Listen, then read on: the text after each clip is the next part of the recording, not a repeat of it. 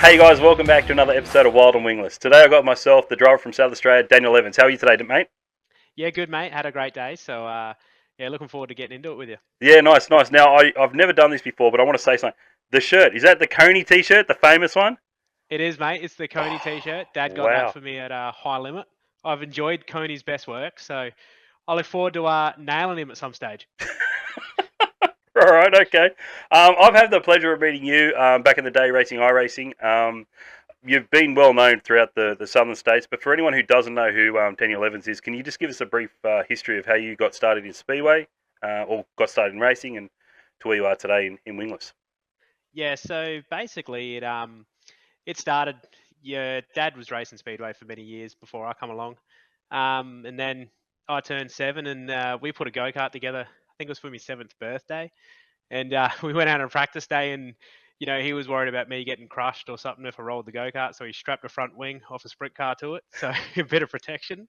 And yeah, just went out and made laps, and just kept it in practice days, and then evolved into race meets, and basically throughout SA we'd just go track to track, York Peninsula, all across the state, basically racing dirt carts until it sort of I got to about 14ish. We were sort of stepped up into the senior categories, doing a bit of speedway karting, won an Australian title at one stage, um, and then yeah, we hopped straight into the 360. But sort of the first 3 meetings, oh, I wrecked so much gear. Yeah, there was definitely I put it on the front row one night, and he was starting on the inside, I think, and I went into turn one and spun in front of the field and took out about Oh, 12 cars. So that's when we decided to park the 360 for a bit, and we actually went wingless racing. And he continued sprint car racing at the time, and my sister was racing wingless. So we built up a second car, and I went wingless racing and really loved it. Caught the bug from there with wingless. Obviously, I enjoyed the wing stuff, but it was just I feel like it was less of a learning curve in the wingless. I could sort of get my bearings a bit better. It's just a bit slower.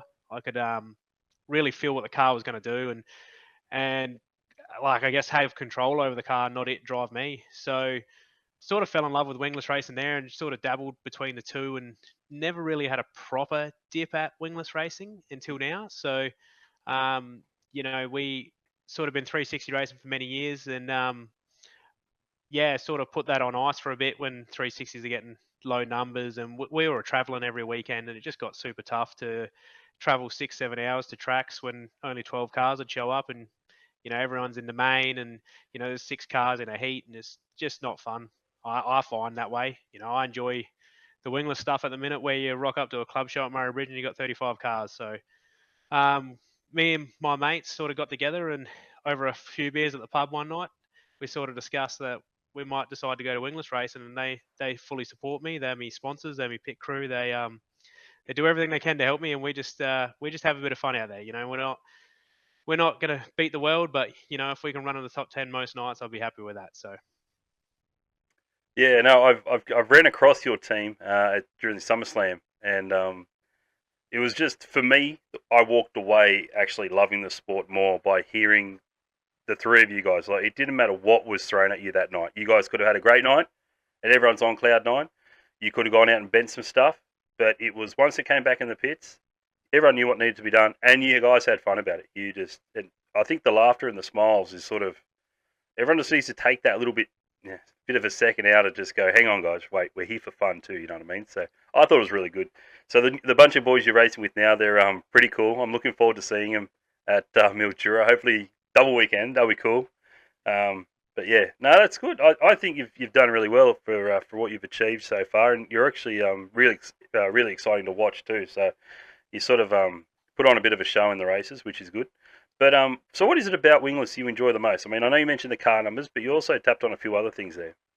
I think I'm finding at the minute is just trying to find speed out of the car. Like I enjoy the chase of trying to get the car to the front of the podium, because it's just I've found to get into a top 15 at a wingless show was tough, and then getting into top tens was tough, and now just trying to crack top fives. It's just the competitive nature of the sport right now. It's just so tight, and you could not pass a car or balk in a heat, and you're starting 10th in a feature, and then you're not gonna you're not going to run fifth or something like that. It's just Mm. so competitive right now, and that sort of chase is sort of what's got me hooked about it. It's just that, and obviously the car count. Like Australian title, 110 cars, you can't beat that.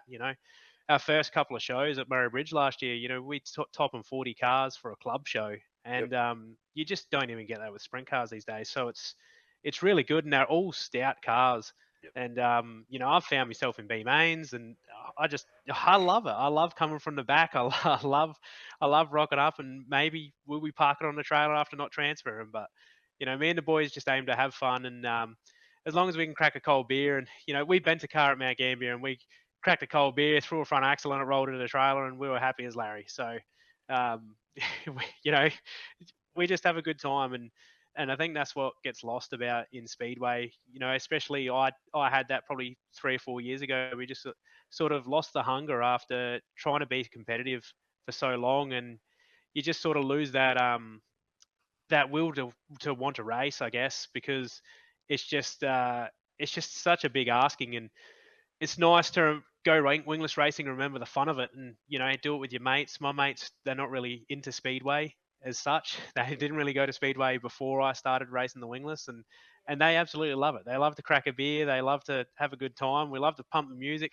throughout the pits. We're just a loud, rowdy bunch, and we get around it. So nah, that's the wingless stuff is really it's really getting me excited, and I really want to keep doing it for a long time because I enjoy what it does. So Yeah. No, it's good because I've had the pleasure of speaking to a lot of guys who have ran sprint cars or even speed cars lately. And now they're driving wingless, and you sort of go up to them and sort of say, "So, what is it about this division you like?" And it's they're all pretty much saying the same thing, and it's crazy that wingless had a stigma for a very long time that you couldn't or you shouldn't drive wingless if you are a serious racer. Whereas now that's all out the window, and as you said, like I've been going over the results over the last 2-3 weeks of different racetracks and these guys who are running. You go have a look at their equipment, and man, their equipment is as good as you can get. So I believe there's a lot of winglesses out there that are a lot better than most of the sprint car guys' gear. There is a lot of good equipment in the pits. It's unbelievable, yeah, right. especially like 360 stuff. There's 80% of your top wingless guys would have better cars than 360 guys. So it's um it's unbelievable. It's just so competitive right now, and I feel like maybe in SA, probably 2, 3 years ago, maybe Jack McCarthy sort of come along and blew everyone out of the weeds with this, his white car that he had, and everyone sort of stepped up that game, and now it's just become so competitive, especially in SA. So Yeah, yeah, everyone's doing a great job, and it's good. The class is sort of thriving. It's on this boom, and we want to be a part of it. So yeah, you're right. You're spot on, right. And also the social media side of it. AWSR has been doing a lot of great things. A lot of the state clubs have been doing some really good things. So get the name out there. So what would you say is your highlight for this season so far? I reckon I don't know, putting it off pole at the WoW series at Gambia was pretty nice. Until we ended up over on our lid, but we had a win at Murray Bridge in November, which was nice. We beat Jack, but we sort of fell into it a bit. He sort of zigged when I zagged in traffic, and we were just able to get around him. So, but it's been nice to have good car speed. Most nights we roll out if we don't have any issues, whether it's me or we had a power steering line blew or just injector issues or something like that. We're normally running towards the front. So yeah, I've just enjoyed, this team that we got going is only about 9 months old. So we're just trying to get better and trying to get all the little gremlins out. But yeah, it's sort of, yeah, I'd say Mount Gambier was probably our highlight this year. So we were pretty chuffed with sticking it on pole with 60 cars there. So Yeah, absolutely. Well, you've done a lot of racing too. Like as I said before, you've done the SummerSlam. Yeah, that was 4 nights. Then you've gone and done rounds 3 and 4 of the WoW series, and to put on pole for on the front row in round 4, that's a pretty good accomplishment. And then we're going to see you obviously in round 5. Is there a reason why you didn't want to be? Did you put your hand up to go contract or full time with it, or? I didn't at the time, just sort of because I do a lot of FIFO work, so it's I couldn't make the first couple of rounds. So Yep. we were always aiming to do the Eastern States round and Mildura. So but it's definitely something we'd look at next year. I'd be able to swing some time off, hopefully, and be able to do something. But at the time we were just unsure what it was going to do, and obviously it's come out and it's been wonders for the sport and for the class. So Yep. I think it's definitely something we want to be a part of, and if we could be a front running car up there, it'd be great for us. Yeah, absolutely. All right, let's hit the nail on the head right now. So you got the Australian title coming up this weekend at Mildura. Your thoughts? Yeah, it snuck up quick. The car's still in pieces, but yeah, I don't know. We're just hopefully going for a stress free run. Have nothing go wrong, and as long as we can get in the show, I've always gone in with the mentality of Australian titles. You just got to get in the show. As Yep. long as you can get in the show, then anything can happen. It's 40 laps. You can come from the back to the front in that time. It can be done. It's Mildura. It's a nice wide track. I love that place. There'll be plenty of passing as long as it doesn't take rubber. We'll be right. But yeah, I think the ambition for us is just trying, make that 20 or 24 car field and just once we get in, just I think there's just a relief of you sort of made it. You're one of the top guys in Australia. So Yep. that'd be nice. I think that's what our ambition is. I think it'll be an amazing show. Normally Mildura do a rip a job. Um, I, Normally the weather's pretty hot, so Yeah. we'll see how we go. We've got the gazebo pack, so we might be right. We just need some ice cold beers. Yeah. There you go. I don't think you guys have a drinking problem either. No, but it's going to be interesting because I was looking through social media and I was having a look at someone put out a post about like the timetable for the weekend, and that's when it really dawned on me. Like, oh man, there's a lot of racing because I think we only have a support class on the last night because you got all the heats with the preliminary finals or features on the first night on the Saturday. So that's going to change a lot of things, I reckon. So sort of good, bad, indifferent. Don't know. I think it's just giving everyone an opportunity because how important are those heats normally? Yeah, I feel like them heats are like you hear people. You watch a chili bowl, hear the same thing. You're like, your heat's the most important bit of your weekend. So I think there's a similar thing for us. As Yep. our heat racing is the most important bit of the weekend. So yeah, get into one of those prelim mains, and then just see where you go from there. I think. Yeah, no, absolutely. And then it'll be good to see you make it through to the show because you definitely you do put on a performance when you get there. The S44 does like to rip. Even though when I did ask, I asked you at SummerSlam, you a gutter rat or a wall rider? I was quite surprised with that answer, but anyway, you Yeah, might. mate. I'll sort of run whatever I need to get by, or I don't know if it's the wing car driver coming out of me, but yeah, I just won't follow a guy. I just hate it. I just cannot follow a guy into the corner. So I'll either run the top or run the bottom, depend where they are. Sometimes I'll shoot the middle. Oh, Yeah. we got a visitor. Oh, there you go. No, that's good. All right, let's have a. He's found your Yeah, wheel. she's Nice. stealing trophies, I think. Oh, is she? There you go. All right, let's ask you a question. So, what's your favorite racetrack? I think for me, it's probably the Motorplex. I ran the Motorplex a few years ago for the Australian sprint car title, the 360 one, Yep. and I just love the momentum you build around there. It's big, field like half mile, something like that. Wide, you move around, and yeah, you just move around. There's a lot of room, sliders on the fence, on the bottom. It's just got everything you want, and just to see what they've done in the last 3-4 years. That joint's probably it's probably the best track in Australia. Let's be honest. Yeah. They do a great job. They do great with their streaming. They got high limit going there. It's going gangbusters, and I love Mildura. I really do. It's one of my favorite tracks, but I think the Motorplex tops it. Yeah. Right. Okay. No, that's good. What's been your favorite moment in the sport? Uh, Probably we run the.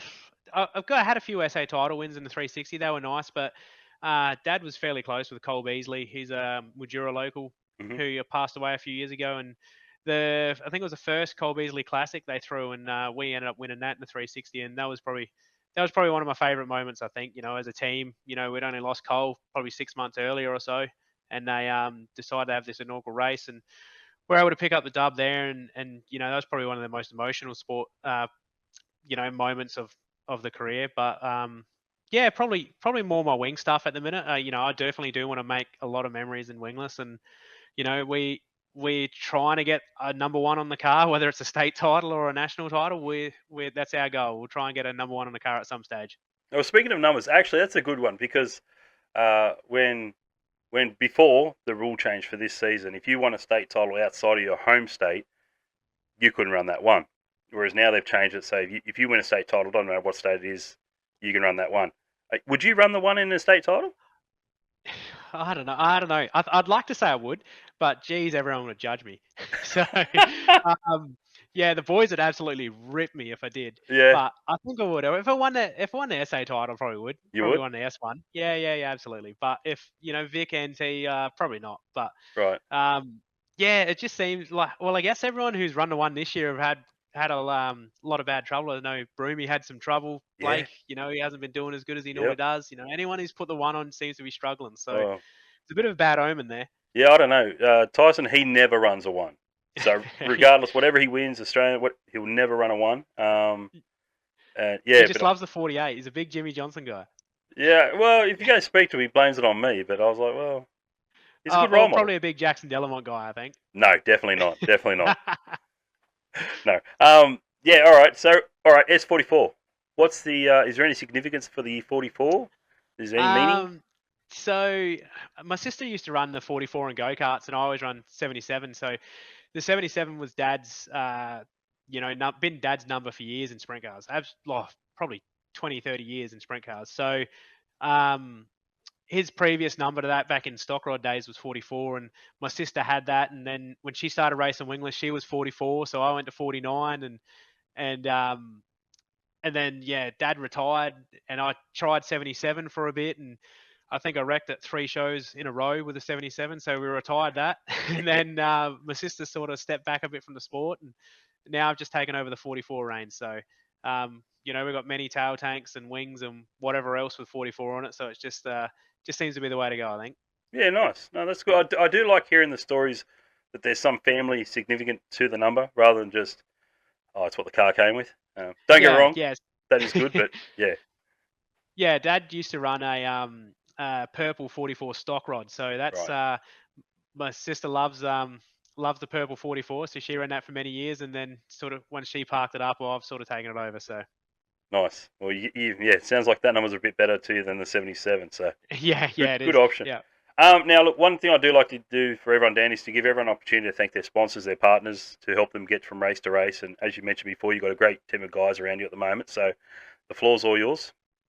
Yeah, mate. We got like all our guys pretty much local. We got no out of towners on the car, and it's something I'm a little bit proud of. Just local supporting locals, and we got Attitude Earthworks, Camos Painting and Decorating, JC Freight and Logistics. They're the 3 main sponsors we got, and they're all the 3 lads that come along and follow us on the road and come to SummerSlam and have a good time, and we're just all just fumbling our way through it at the minute. So them boys look after us. If we need a bill paid or anything like that, they just look after us and keep us rolling around. And they enjoy it, we enjoy it. And then at the end of the night, like I said, we just crack a couple of tins and have a laugh with everyone. So it's always good fun, having your mates around and them enjoying your success. And I try to get to enjoy their successes, like in the business world as well. So it's always good supporting those who support you. Absolutely. Yeah. I thought you were going to give a bit of a shout out to BPM there, who taught you how to drive, but that's all right. Yeah, I do. I've got a couple of BPM trophies right here. There you go. I've definitely wrecked a lot of guys on iRacing. I'm sorry. And, no, you're not. You're not sorry at all. No, you just blame it on me. You're right. I'm not. Yeah, no, you're not. Yeah, I can get away with it on there. There you go. But yeah, I've won my fair share of BPM gift cards. So quick shout out to those boys as well. Yeah, good bunch of guys. All right, man. Look, hey, thank you very much for joining me tonight, everyone. That is Mr. Daniel Evans, the S44 driver. I don't know. Do you have a racing page or anything? I didn't think you were that serious. I did. I don't really use it anymore. I just use my own personal account because my missus used to run it. Now that we've had a kid, she's sort of up on the hill and she has her hands full. So I just sort of post when I can, or throw up a graphic or 2, or just fumble my way through it. And all right, well, we might get something going one day. I guess if he's got one, yeah, we'll maybe look for it. But apart from that, see him down in the pits and ask him for a beer. There you go. All right, Yeah, mate. come down for a beer. I got stickers. There you go. He's got stickers. Yeah. Thank you very much, mate, for giving me the time today. Thank you, everyone, for tuning in for this episode, and we'll see you guys very shortly at the Australian Tigers. Thank you.